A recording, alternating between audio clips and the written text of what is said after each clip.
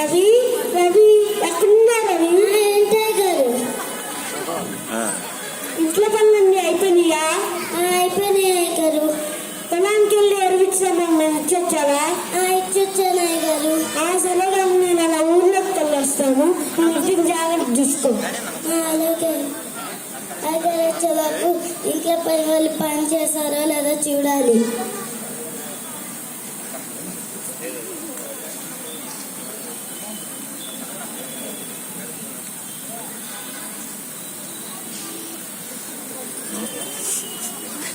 రవి రవి ఎక్కడున్నావు? ఏంటి నేను ఊర్లోకి వెళ్ళినప్పుడు ప్రతి ఇంటి మనం స్టార్స్ లైటింగ్ పెట్టున్నా? అదే గారు, ఈ నెల డిసెంబర్ నెల కదా, యేసుప్రభు పుట్టినరోజు అంటాయి గారు. యేసుప్రభు అంటే ఎవరు? ఆయన ఊరేనా? కాదే గారు, ఆయన చాలా గొప్పోడు. కాదు, నాకంటే గొప్పడా? నాకు 150 ఎకరాల భక్తి అవుతుంది, పెద్ద పెద్ద బండాలున్నాయి. నాకంటే గొప్పవాడా? అన్నయ్య గారు. అంత గొప్పవాడు.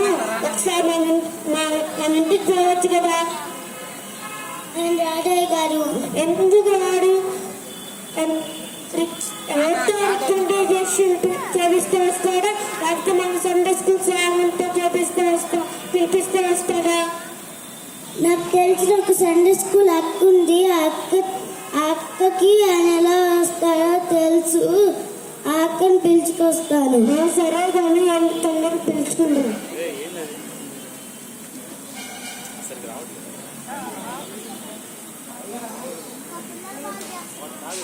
కదిలిచ్చు అది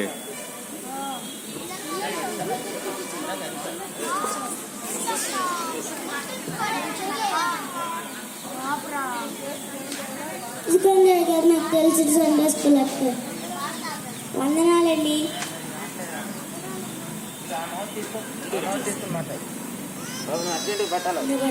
వందనాలమ్మా. వందనాలు. ఏసై అంటే ఎవరు? ఏసైని ఎలా పిలవాలి?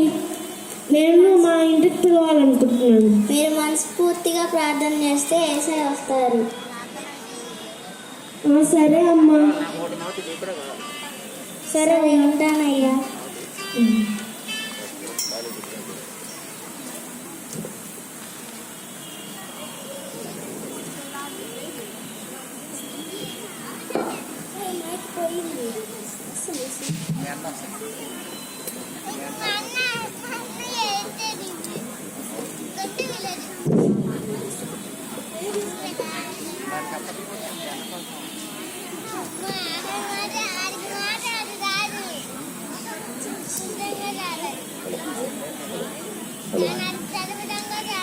రవి, నువ్వు ఇంట్లో మిగతా పనులు ఏమన్నా ఉన్నాయా? అవి చూసుకొని వెళ్ళి ప్రార్థన చేసుకుంటాను. సరే గారు.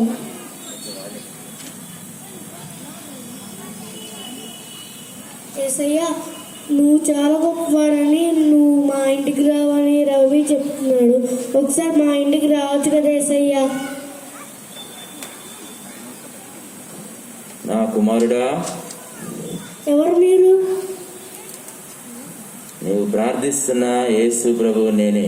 యేసు ప్రభు మీరా? చెప్పండి. నీ మాటలు నేను ఆలకించాను. ఈరోజు మీ ఇంటికి వస్తాను, మీ ఇంట్లో బస చేస్తాను. చాలా ఏసయ్యా, నువ్వు మా ఇంటికి వస్తే నా పేరు ఇంకా పెరిగిపోయింది. తొందరగా వచ్చి నీకు కావాల్సిన ఏర్పాట్లన్నీ చేపిస్తాను. రవి, ఏసై మన ఇంటికి వస్తున్నానంట. ఏసై కావాల్సిన ప్రతి వంటలు అన్నీ రెడీ చేసి పెట్టు. అన్ని ఐటమ్స్ చేపిస్తాను గారు. ఓకే, తొందరగా చేపి ఏసై వస్తాడంట.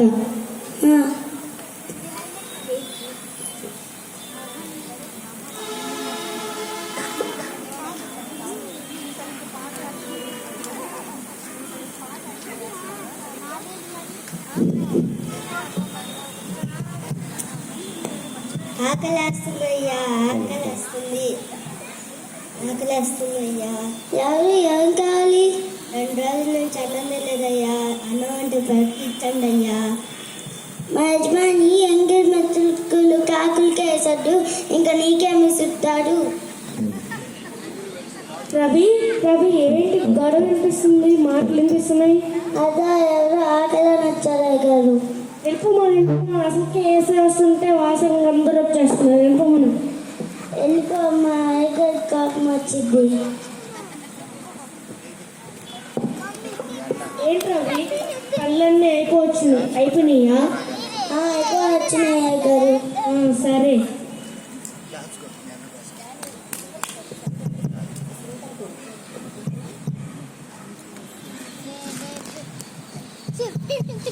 చలాస్తుందయ్యా, బట్టలు ఏమైనా ఉంటే ఇప్పించండి అయ్యా.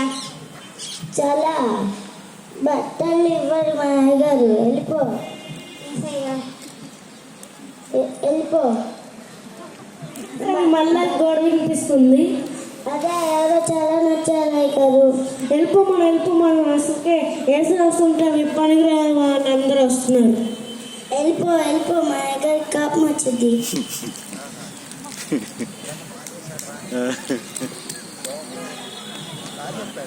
ఏంటి వేసే ఇంకా రాలేదేంటి రవి?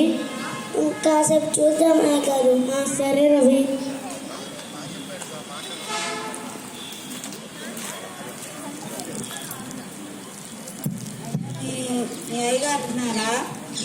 ఉన్నా అయ్యగారు, మీకేం కావాలి? అయ్యగారు మిమ్మల్ని ఎవరో పిలుస్తున్నారు. ఏంటయ్యా? అసలు నీ దగ్గర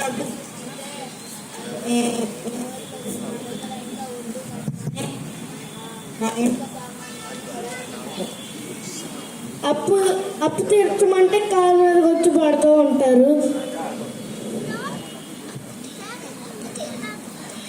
అప్పు తీరకపోతే అయ్యా అని పిలుస్తారు.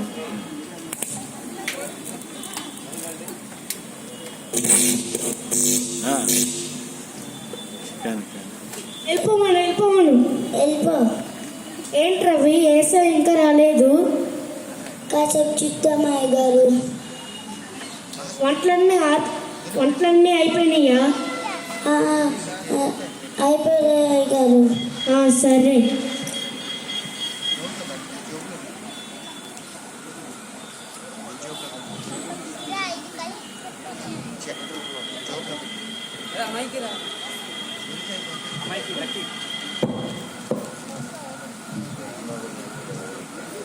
అయ్యా మీ అయ్యగారిని అయ్యా నాకు జ్వరం ఉంది అయ్యా, మీ అయ్యగారిని అడిగి మందులు ఇప్పించండి అయ్యా. అందులో గిన్నెలు. వెళ్ళిపో. అది ఇచ్చేసి వెళ్ళమను.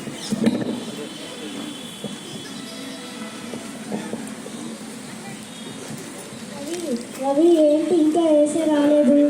ఒకసారి ప్రార్థన చేసి చూడండి అయ్యగారు. సరే రవి.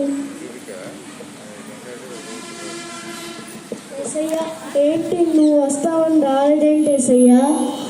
నా కుమారుడా, ఎవరు మీరు? నేనే నువ్వు ప్రార్థిస్తున్న యేసు ప్రభువుని. యేసు ప్రభు నువ్వు వస్తావని ఏంటి రాలేదు యేసు ప్రభువా? వంటలన్నీ చల్లారిపోతున్నాయి.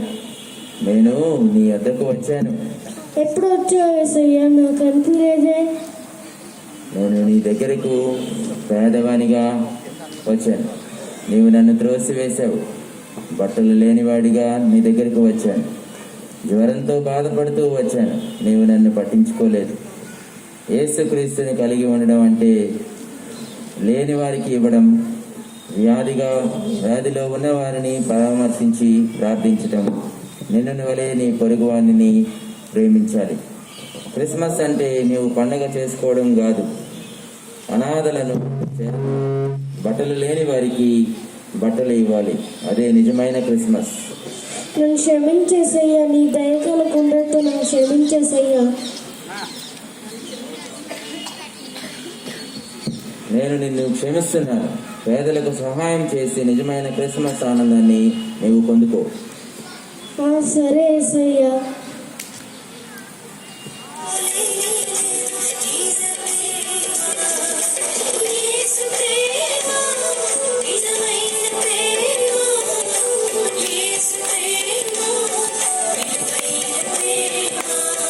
చూశారుగా, మన యేసయ్యకు కావాల్సినది మన ఆస్తి, అంతస్తు, ఐశ్వర్యం, బట్టలు,